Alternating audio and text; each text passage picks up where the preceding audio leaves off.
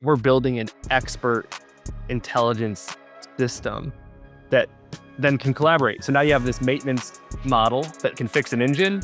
And then now that maintenance model can talk to an AI model that's running the in-plane deplane. So when the people get on the plane, they say, hey, you should board, everything's fixed. Welcome to Financial Freestyle here on Yahoo Finance. I'm your host, Ross Mack.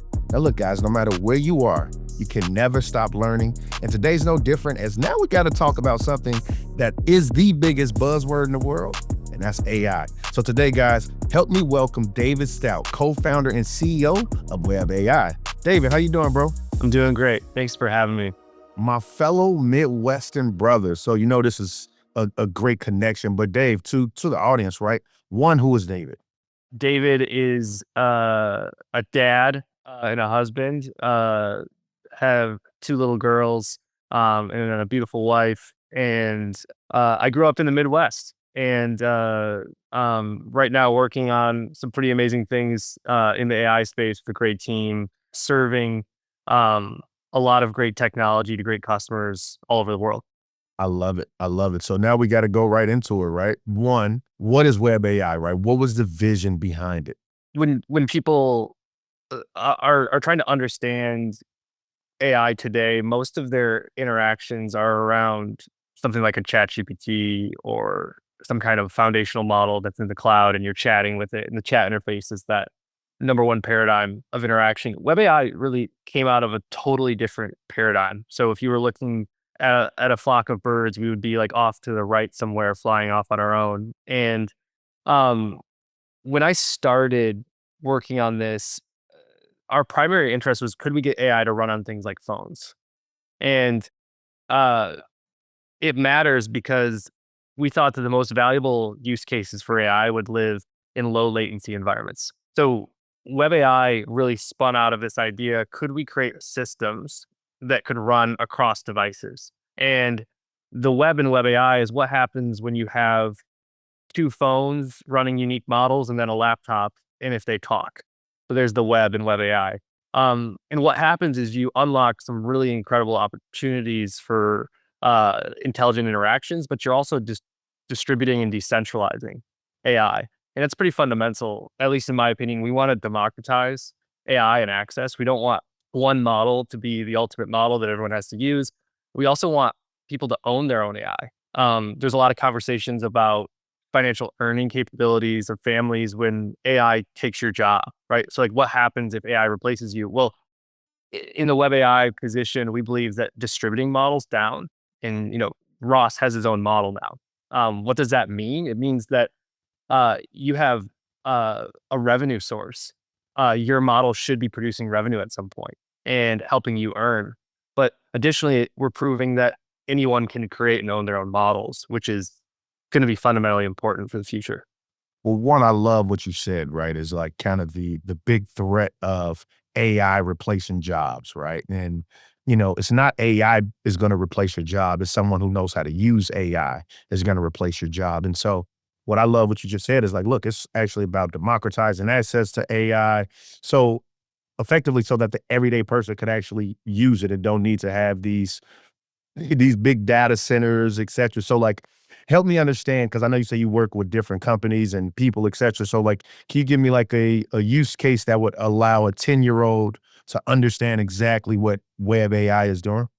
Let's use aviation as an example. We're doing a lot of work in aviation. And um, let's specifically zoom in on one particular use case inside of aviation. So uh, aircraft maintenance is a complicated thing. So you have models that are large and they're in the cloud and they've trained on Reddit, they've trained on Yahoo Finance, they've trained on everything, right? And do you want that model telling you how to fix a Pratt and Whitney engine? Gotcha. Maybe. What we're finding is with web AI, these enterprises come in and they create hyper contextual models that are grounded to their knowledge base. And today we just out benchmarked, like the last few weeks, we've out benchmarked O3, Opus on knowledge-based AI, meaning if the model is interacting with a knowledge base, ours is the most accurate with our architecture.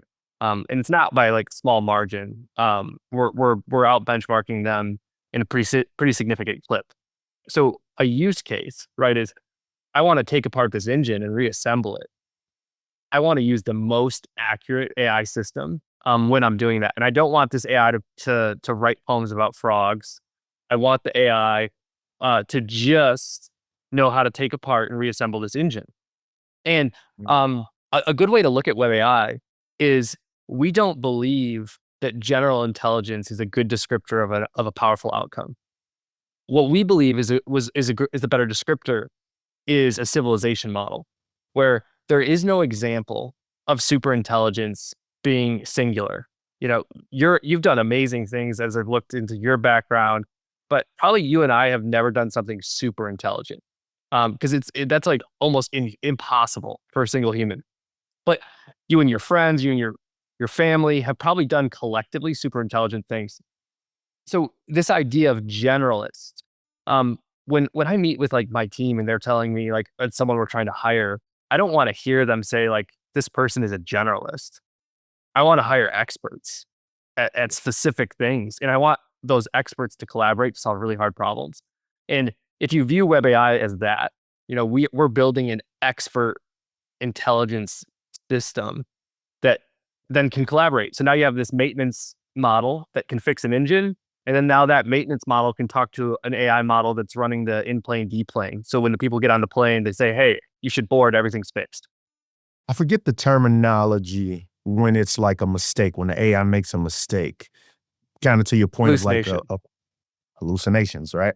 And so effectively, right? And so to kind of even kind of look at myself or anyone for that matter, right? Like if I was trying to train an AI who was purely, you know, that can answer a question like me, right? There are these things where a person could call a number and, Ross Mac GPT would answer it for you, right? And so my understanding is the best way to train it is to go through and as many questions as a person ever has asked me or DM'd me or et cetera. I would list all those questions and then in the next column actually train exactly how I would answer. And then from there they could take my voice and make it. And so what you're saying what Web AI is doing is making every step in this AI process expert in every field of it. Yes. That's amazing, by the way, right? So, like, how did you see this being a niche? And more importantly, like, how are you continuing to evolve in this sector? I don't think we're that creative, to be quite honest. I think that what we're doing is almost the only rational outcome for super intelligence and AI is do we really think we're going to have one model or an MOE or whatever you want to call it running in data centers that everyone's like interacting with, and that is the super intelligent system? Or is it more likely that we have this civilization of models? We have hundreds of millions of models running across the world, that there's a control layer that lets us work with the right model at the right time. That's what we do, right? You have contacts in your phone. I text my doctor if I have a medical question. I don't text an attorney, right? So like there's these different things that we've just modeled in civilization for so long that are there's reasons for it. And I think what we continue to do is we continue to enable access. So a key is making sure that it's seamless, right? So if there's all of these different experts, how do you make it a seamless experience? Well, you have to have a really intelligent control layer that knows based on Ross's question, I know the model to trigger here. So, question, right? I want to continue to go into this because I think that, and it was funny. Scottie Pippen tweeted this the other day, and he was like, "I miss the old days when AI stood for Allen Iverson," right? And because a lot of people are scared of what AI is, right? And so I actually love kind of what you're saying was like, look, we're trying to help the everyday person actually be able to, leverage it. And so, like, how do you see your company allowing the everyday person to either be better at their current job or have maybe start an additional, stream of income? I think privacy has to be fundamental.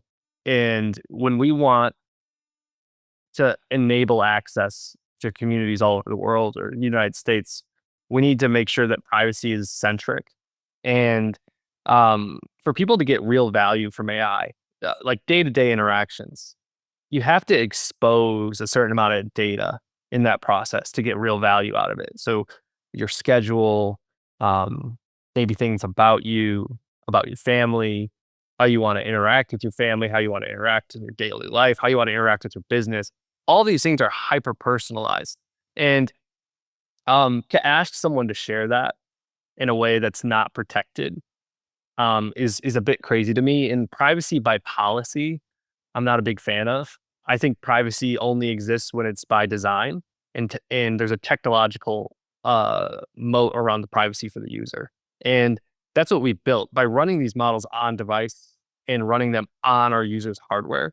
We're enabling them to integrate these personalized things in, and they're getting the value faster because they're willing to share more data.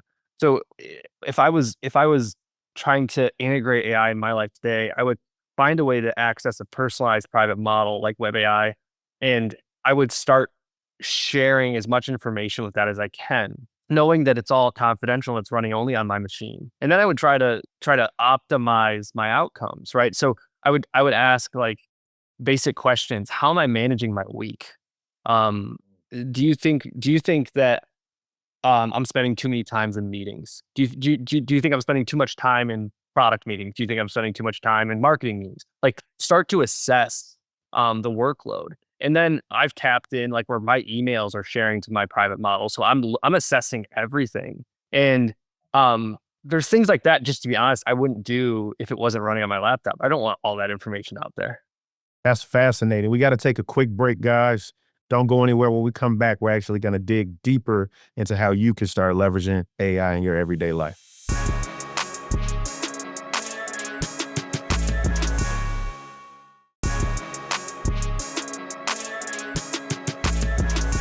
All right, guys, welcome back to Financial Freestyle. And look, man, we're getting real intimate right now with David because not only is he talking about his amazing business, but now he's actually talking about how the everyday person could utilize, AI. And so what was interesting right before, we took a quick break was the fact that you were saying that you have the ability to now talk to AI and say, hey, tell me about, how I'm better using my day, et cetera. But the biggest thing you said was that it's private.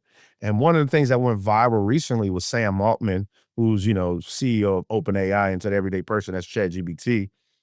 He was saying, yo, this stuff isn't private. This can be used in court against you. So like, one, what do you think of that? And two, how's Web AI different from that? I think it's a good example of privacy by policy, right? So what he's saying is when you sign an enterprise account, he's saying it's private. But if I get subpoenaed or it's open to discovery in a lawsuit, it is no longer private. Um, so that's a problem. I just think it's an objective problem. You shouldn't advertise it private. Um, in our system, it's private by design because we've distributed these AI models to devices. And we're actually only interacting with local data, that data never gets back to us. So it's Mm, downstream only, meaning we push software to you. Your data never gets to us. It is a trustless system, right? Because we don't see anything that's being done other than you have an active license. And what that enables is people to integrate AI into things that are highly confidential. We get to solve problems that are revolving around enterprise IP. There are so many enterprises that have fundamental like pain points that are revolved around critical IP, so they're afraid to share it with a cloud system. But we're getting to help them because we have no visibility. So when I think about my personal life and how I would want to optimize my life with AI, there are things about my life and my family that I don't want OpenAI training on. And I don't want it to be open in discovery if they're in a lawsuit with New York Times. I mean, dude, that is obviously a game changer. My next question is right. I'm understanding agents that have the ability to now do work on your behalf, right? Is that a next step within Web AI as well? Like now that Web AI has assessed me, are they able to then actually do things for me as well? Whether it's like be my assistant or, like kind of, I'm just really trying to understand that next step to take it to the next level, maybe. When these models start interacting with you and you're sharing personal information on things you want to optimize, It can interact however you want. It could send you a letter grade. It could also, send you a paragraph explaining like what you're doing right, what you're doing wrong, and give you some remedies right on how to do better next week. Um, so that comes down to how you want to be coached, and you could almost imagine, some of these personal applications of AI could be revolved around coaching or life coaching. That's personally what I'm doing. I love engaging with AI in that fashion, where I feel like I have someone that's telling me the things that I may overlook. It's very useful. And obviously, you just take it as a grain of salt as well, as where it's just it's another output. It's looking at your data, but it's a statistical way to pull details to the front. What we're focused on right now is how do we get the best models possible for your use cases in your life, or your business on your devices. And I think the natural next step there is we learn your patterns. And what I think there's a problem with the chat paradigm right now, in my opinion, and we're working really hard on this. We actually have built something called an AI human guidelines team at webAI, where we're trying to get away from chat. And I love that you asked this question about AI doing work for you. I think AI needs to get into a push motion rather than a pull motion. Well, even right, like on your like from an enterprise standpoint, right? You gave the idea of like aviation, right? So, and I don't know much about planes, but say we're, hey, the left engine is running hot, right? From a, you know, burst pull, it could be, hey, should we call whoever the mechanic is to tell him to put, and I'm just making something up, antifreeze or Exactly. whatever. I don't know, right? But like, is that what your capability is?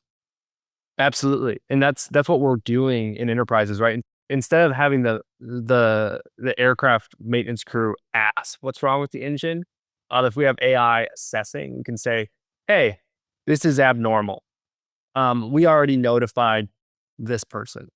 Already notified. That's remarkable. So now, obviously, that's on an enterprise level, and I know you say you got some things going. Like it's me, just little old me. Do I have the ability to kind of have that push and pull with my Ross Yes. GPT? The rule will be you're not allowed to call it a GPT when you're using it with web AI, but yes, I it's can't do coming. that. I'm So sorry. yeah, yeah, no, you're good. It's coming. Yeah. So in the next few months, we'll have the first ever consumer version available, and that's going to enable um, users that are not making airplanes or doing some really complex things in enterprise to have access to the same kind of tools. And we think it's going to be a powerful thing for everybody to be able to own and build their own models in a way that's easy for them, but also in a way that's totally protecting the humanness of this experience, which is how do we make sure anybody can have AI? How do we make sure them adopting AI is not compromising to their freedom, right? So, like, I want you to have the best tools, I want you to have access, and I want you to build things, but I also need to make sure that we're releasing something that doesn't invade your privacy. And really proud of what the team's done. A lot more on that soon, but it's going to be a consumer version, coming really soon for users. That's epic, right? And so now, right, when I think about, you know, how AI is going to help the everyday person, what are we thinking, how AI is going to continue to evolve in the next 3 to 5 years? I think we're going to see a massive dissension from cloud.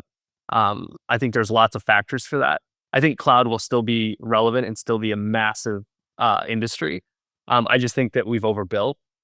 I think that you see technology and intelligence compresses over time, and that's just true historically.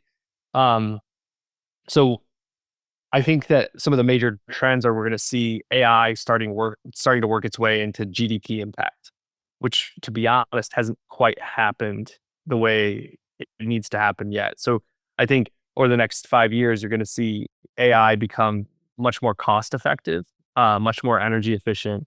You're going to see it solving real problems and living on the edge with users and enterprises, and then you're going to see a real GDP impact, and I think we'll start seeing that.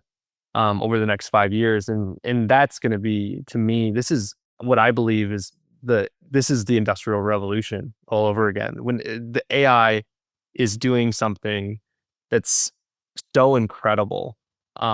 You look at people even like Meta and the investments they're making in people. Um, it's a signal of how big this really is, and I don't think people really understand it yet fully. I think people get that AI is big and this thing's going to take off. Turns out like this AI thing's real, but I don't think people quite understand how big yet.